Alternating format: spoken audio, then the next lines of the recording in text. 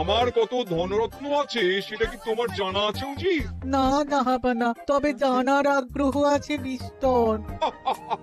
শুধু তোমার কেন, আরো অনেকেরই আগ্রহ আছে শুনলাম, আর সেটা যতক্ষণ না জানা যাচ্ছে ততক্ষণ মনটা কেমন খচখচ খচখচ করে। করে বই কি, এই তো প্রশ্নটা শোনার পর থেকেই আমার মনটাই কেমন একটা উসকুস উসকুস করতে শুরু করে দিয়েছে। আমার হাতে একটা অস্ত্র চলে এসেছে এবার, তাই আমি এমন এক প্যাঁচ কষবো যে কৃষ্ণচন্দ্র মনে মনে কিছুতেই শান্তি পাবে না।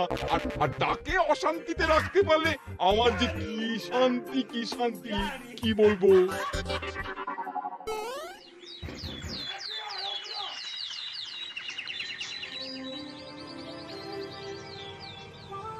কি যে বলি, মানে এমন আমন্ত্রণ পেলে তো আর না বলা যায় না। যে আমন্ত্রণ পত্র পেয়ে আপনি এত উল্লসিত আনন্দিত, সেই আমন্ত্রণ পত্র কার মহারাজ? আমার অনুমান এই পত্র নিশ্চয়ই নবাবের। তোমার অনুমান একেবারে সঠিক রাজ্যতীশী। উমা, তাই বুঝি আপনি এত খুশি? সব দেখে শুনে আমারও তো খুব আগ্রহ জাগছে। সে তো জাগবেই, তবে আগে ভাগেই বলে না দিয়ে আমি দেখছি কার কেমন সব চিন্তা ভাবনা মাথায় আসে।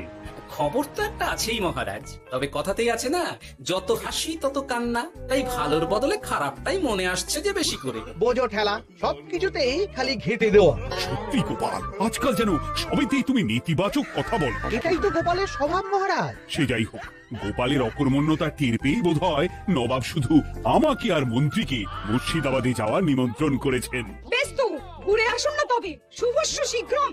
তবে দরকার পড়লে এই ভাঙা কুলো গোপালকেই দরকারে লাগবে, কথাটা যেন খেয়াল থাকে মন্ত্রী মশাই।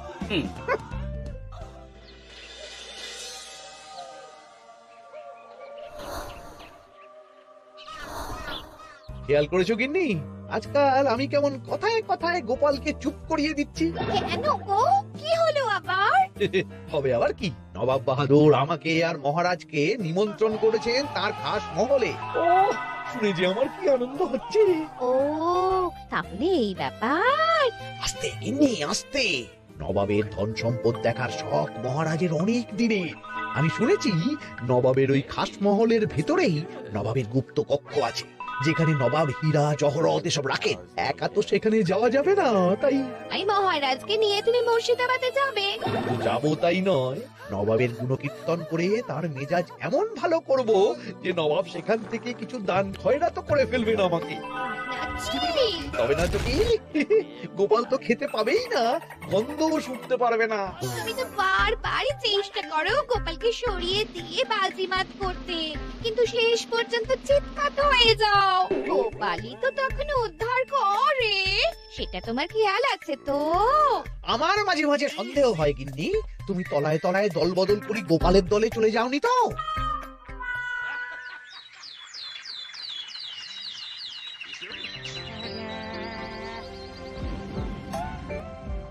এবার বুঝলে তো দাদু, আমরা কিন্তু তোমারই দলে। ঝালে ঝোলে অম্বলে সব সময় তোমার সঙ্গে সঙ্গে থাকি। তাই যখনই পাই তখনই তোমাকে সেবা করার সুযোগ হাতছাড়া করতে চাই না, কি বুঝলে? তাই বলে পড়া ছেড়ে তোরা এখন দাদুকে হাওয়া করছিস? হ্যাঁ, তুমি বুঝবে না দিদা, দাদুকে শুতে বসতে হাতে রাখলে লাভ আছে। সে তো বটেই। আর তুমি বা শুয়ে আছো কেন? তোমার কি কাজকর্ম কিছু নেই? হ্যাঁ, পড়ে পাওয়া 14 আনা ছুটি কাজে লাগিয়ে কদিন ভাবছি দিব্যি গায়ে হাওয়া লাগাবো, বুঝলে কিনি? আর আমরা এসে সেটাই করে দিচ্ছি। সে তো দেখতেই পাচ্ছি। তা ছুটিটা কি শেষ শুনি? ওদিকে মহারাজ আর মন্ত্রীমশাই নবাবের কাছে গেছেন, তাই এদিকে আমি শুয়ে পড়েছি, এই আর কি। কথাতেই তো আছে, চাষি গেল ঘর লাঙল তুলে ধর, তাই না গিন্নি? কথায় কথায় দাদু ভালোই দিয়েছে। কোথায় মহারাজ তোমাকে সঙ্গে করে নিয়ে যায়নি বলে তোমার আফসোস হবে তা নয়, উল্টে তুমি শুয়ে শুয়ে হাওয়া খাচ্ছ। আমার মন বলছে শুধু আমি নয়, নবাবও বাজাচ্ছেন ওদিকে। মহারাজ আর মন্ত্রীমশাইকে ঘটা করে কি আর এমনি এমনি ডেকে নিয়ে গেছেন সেখানে?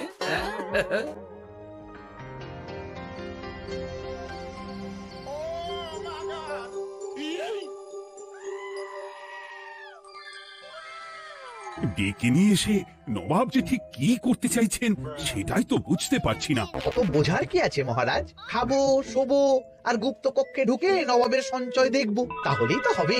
তাই কি আর হবে কে জানে। না না, জানতে তো আমাকে হবে। এখানে এসে তোমাদের কোনো অসুবিধা হচ্ছে কিনা সেটা আমাকে জানতে হবে না? আপনি কিচ্ছু ভাববেন না জাহাপানা, ব্যবস্থা সব করাই আছে। না না, এমনিতে কোনো অসুবিধে নেই, তবে একটা অস্বস্তি হচ্ছে বটে। আসলে মহারাজ বোধহয় মনে মনে ভাবছেন নবাব বাহাদুর নিশ্চয়ই তাকে ডেকে এনেছেন তার গুপ্ত কক্ষে কত মণিমাণিক্য ধন সম্পদ আছে সেটা দেখানোর জন্য। তাই নাকি? মানে এখানকার হিরে, সেখানকার চুনি, অমুক দেশের পান্না, তমুক দেশের মুক্ত। শুধু কি তাই, আরো কত কি। হ্যাঁ হ্যাঁ, সেগুলো যতক্ষণ না দেখতে পাচ্ছেন ততক্ষণ মহারাজ ঠিক স্বস্তি পাচ্ছেন না।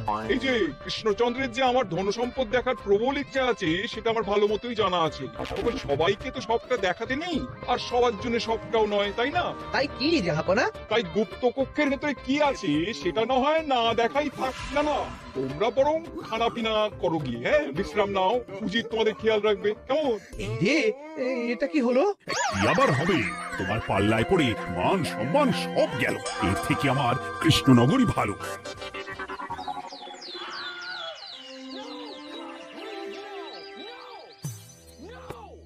মুর্শিদাবাদ থেকে ফিরে আসার পর থেকেই কেমন থমথমে মুখ করে বসে আছেন মহারাজ, ব্যাপারটা কি? হাতির যত্ন কেমন হলো মহারাজ? কোনো ত্রুটি ছিল নাকি?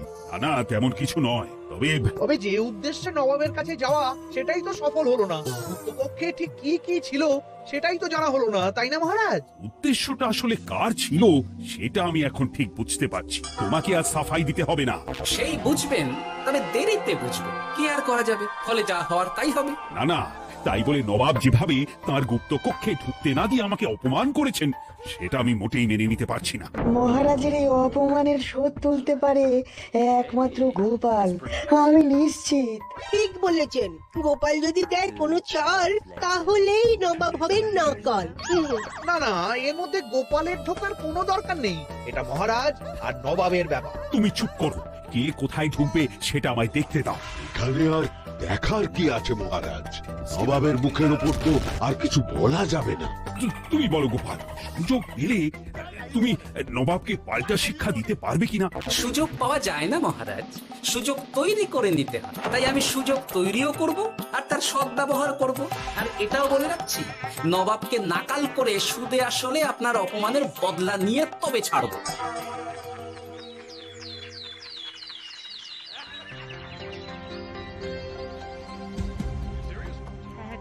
কি হলো জাহাপানা, আপনি যেমনটা চেয়েছিলেন তেমনটাই তো হলো।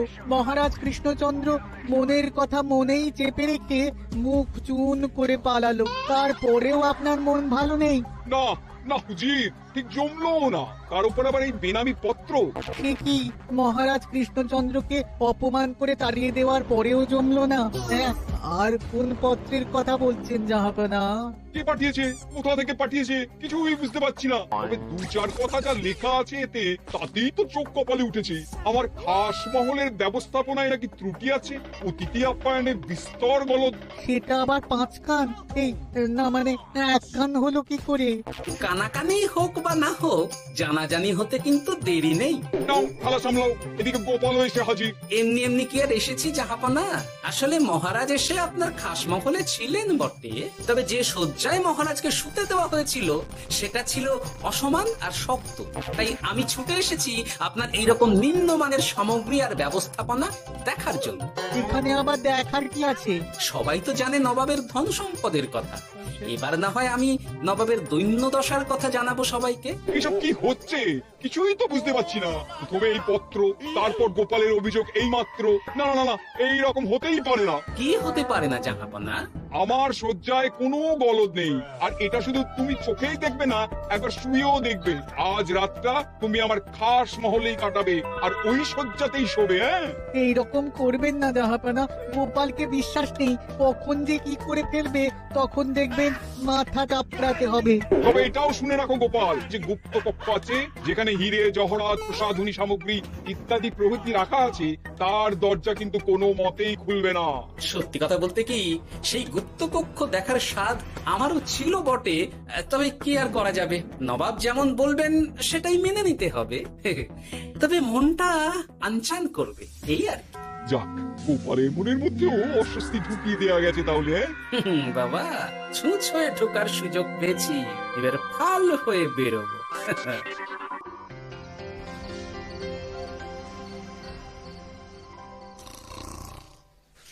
আপনি কিচ্ছু ভাববেন না জাহাপানা, গোপালকে আমি চোখে চোখেই রেখেছি।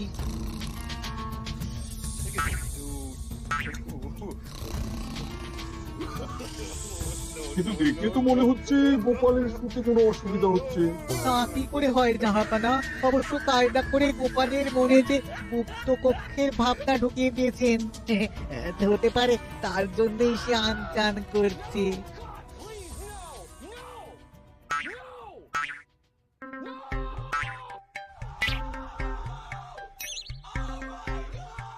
ওই দেখো, গোপাল হঠাৎ কি শুরু করেছে। তাই তো, কিন্তু কি করতে চাইছেটা কি? কি হলো গোপাল, কিছু বলবে নাকি? কি আমি কোথায়? ও, এটা তো রাসমহলই মনে হচ্ছে। এখানেই তো তুমি ছিলে, কি মুশকিল। আচ্ছা, তোমার অসুবিধাটা ঠিক কোথায় হচ্ছে বলো তো? না না, শুতে তেমন কোনো অসুবিধা বোঝার আগেই তো অন্য অসুবিধা শুরু হয়ে গেল। আসলে সত্যি সত্যি তো আর গুপ্তকক্ষে ঢুকতে পারিনি, তাই স্বপ্নে ঢুকেছিলাম মনে হলো। তারপর সেখানে ঢুকেই দেখতে পেলাম বস্তা বস্তা ধনরত্ন। আমি তো সেই বস্তার ভেতরে হাত ঢুকিয়ে সেগুলোকেই তো হাত দিয়ে তুলছিলাম। এবার তো বুঝতে পেরেছো যে তুমি স্বপ্ন দেখছিলে। এবার ঠিকঠাক ঘুমো তাহলে।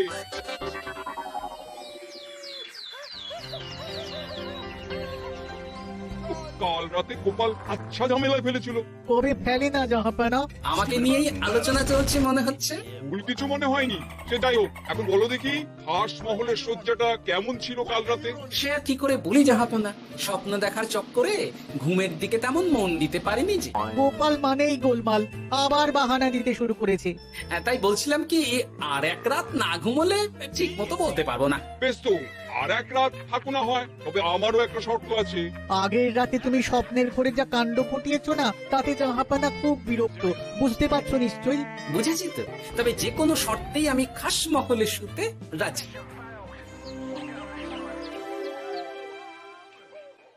আমার এক কথায় রাজি হয়ে গোপাল নবাবের কাছে ছুটে গেল, কিন্তু কই, এখনো তো ফিরে এলো না। এমনও তো হতে পারে মহারাজ যে নবাব গোপালকে আটকে রেখেছেন। কেন? গোপাল তো দাবি করে যে সে তার বুদ্ধির জোরে যে কোনো বাধা বিপত্তি থেকে বেরিয়ে আসতে পারে। এবার তাহলে ফেঁসে গেল কি করে? না না, গোপালের কোনো বিপদ হবে না, দেখবেন গোপাল এবারেও ঠিক বেরিয়ে আসবে। গোপাল আসবে হেসে হেসে, মহারাজ দেখবেন বসে বসে। আমার ধারণা কিন্তু যে কোনো শর্তেই নবাব গোপালকে শায়েস্তা করেই ছাড়বেন। গোপাল যখন নিজে থেকে নবাবকে খোঁচাতে গেছে, তখন আঁচড় তো খেতেই হবে। কি জানে নবাব আবার গোপালকে কিভাবে জব্দ করছেন, কি জানি।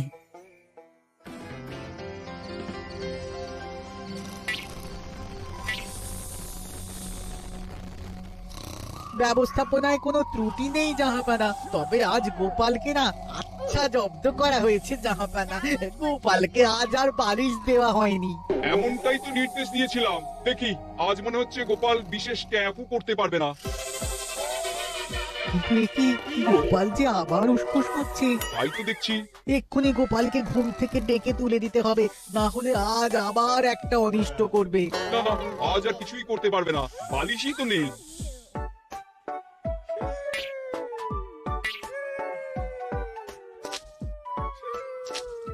কি, গোপাল তো আবার শুরু করে দিয়েছে। ধরো ধরো ধরো, এক্ষুনি ধরো ওকে। আরে ওঠো ওঠো, জেগে ওঠো গোপাল। আরে হচ্ছেটা কি? আজ আবার তোমার কি হলো?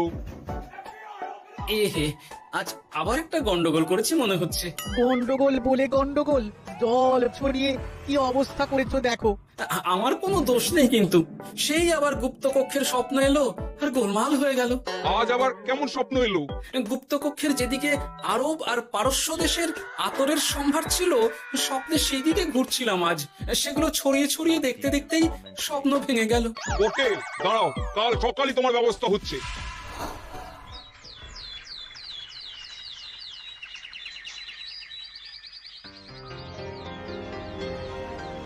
গোপালের বিদায় করার ব্যবস্থা পাকা হয়েছে তো উজির? কি যে বলেন জাহাপানা, আপনি কিছু করতে বললে আমি কি সেই কাজ ফেলে রাখি নাকি? কি ব্যবস্থা করলে শুনি? তোমার তো আবার 18 মাসে বছর। এবারে আর সেটা বলতে পারবেন না।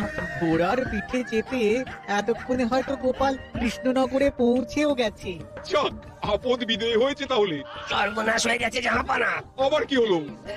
গোপাল তো ওই খাসমহল ছেড়ে যায়নি, উল্টে কোথা থেকে একটা ওই ঢেড়া জোগাড় করে এনে ওই সবকিছু ঘেঁটে দেওয়ার চেষ্টা করছে।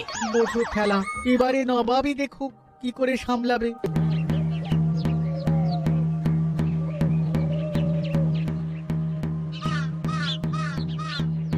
শুনুন শুনুন শুনুন। আরে আরে আরে, আরে কি শোনাচ্ছটা কি গোপাল?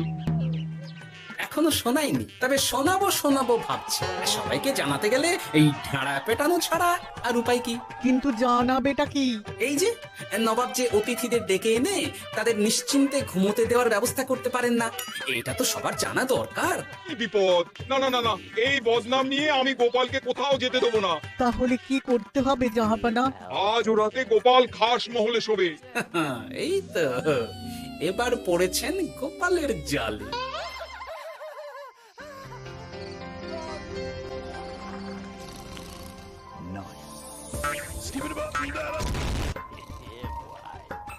আজ গোপাল নিশ্চিন্তে ঘুমোবে।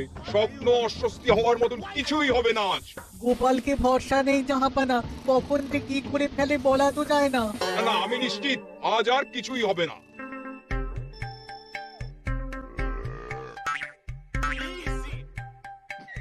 হবে না বলতে বলতেই হতে শুরু করেছে জাহাপানা। আরে ওকে গিয়ে চেপে ধরো এক্ষুনি। ঘুমের ঘরে আবার কি করছো গোপাল? এবার আবার কি হয়েছে? আবার কি স্বপ্ন দেখছিলে নাকি? কি মুশকিল হলো বলুন তো দেখি। গুপ্ত কক্ষে ঢুকতে পারিনি, কিন্তু তার স্বপ্ন দেখা তো থামছে না। তার মানে? আজ স্বপ্নে দেখছিলাম গুপ্ত কক্ষের একদিকে দামি দামি রেশমি কাপড়, মসলিনের বিপুল সম্ভার, ওই সেগুলোই টেনে টেনে দেখছিলাম আর কি। তাই বলে পর্দা ধরে টানাটানি করতে হবে? ওই দেখুন, ওগুলোকেই তো মসলিন ভাবলাম। না না না না, এবার আমি মনে মনে স্থির করে ফেলেছি এই ঝামেলা থেকে বেরোবার একটাই উপায়, আর সেটাই এবার আমি করব।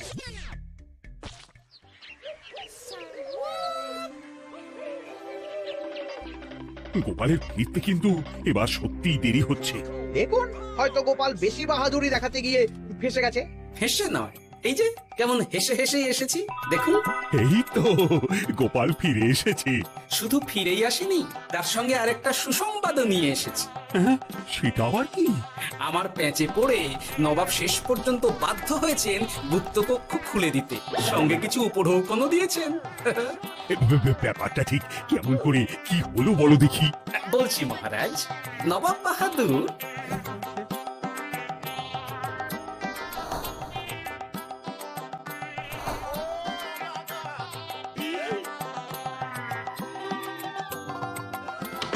এসো গোপাল, তোমার জন্য আমি গুপ্ত কক্ষের দরজা খুলেই দিলাম। তবে খবরদার, আবার উল্টো পাল্টা স্বপ্ন দেখে ঘুম নষ্ট হওয়ার বাহানা দেবে না। আর কৃষ্ণচন্দ্রকে গিয়ে বলবে তারও আর গুপ্ত কক্ষ দেখতে আসার কোনো বাধা নেই। আর একটা কথা,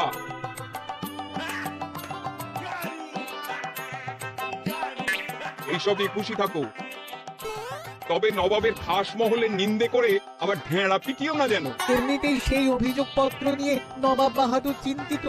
সেই চিন্তা ঝেড়ে ফেলুন চাহপনা, কারণ ওটা আমারই দুষ্ট বুদ্ধির ফল। অবস্থা বুঝে ওই ব্যবস্থা আমিই নিয়েছিলাম। আগে হ্যাঁ। সাবাস গোপাল, তুমি তাহলে শেষমেশ যে কোনো উপায়ে নবাবকে মাথা নোয়াতে বাধ্য করলে। আপনাকে কেউ অসম্মান করলে আমি যে নিজেকে সামলে রাখতে পারি না মহারাজ। সত্যি গোপাল, তোমার তুলনা হয় না।